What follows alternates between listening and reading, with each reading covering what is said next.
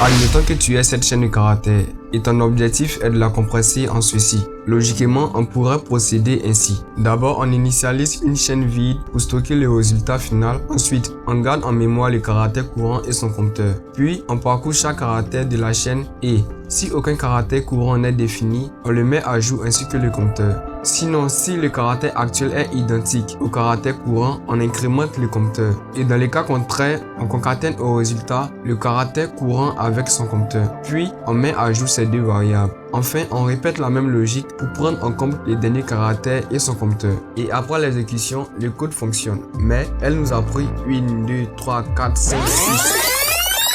Heureusement, Python permet de faire la même chose en moins de 4 lignes grâce à ce module. Notez qu'elle est déjà préinstallée en Python, donc aucune installation n'est nécessaire pour l'utiliser. Mais avant d'analyser le code, exécutons-le d'abord. Propre, n'est-ce pas?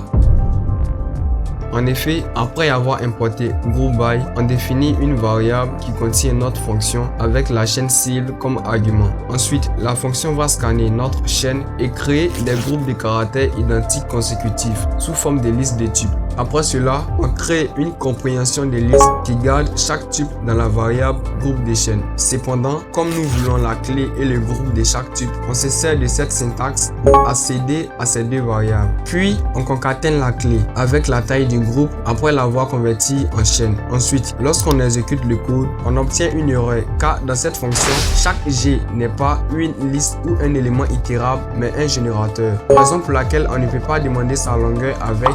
Donc, pour résoudre ce problème, on convertit le générateur en liste afin de pouvoir mesurer sa longueur. Et après l'exécution, on obtient une surprise de liste de chaînes. Puisque nous voulons uniquement une chaîne, on se sert de cette fonction pour joindre chaque caractère de la liste.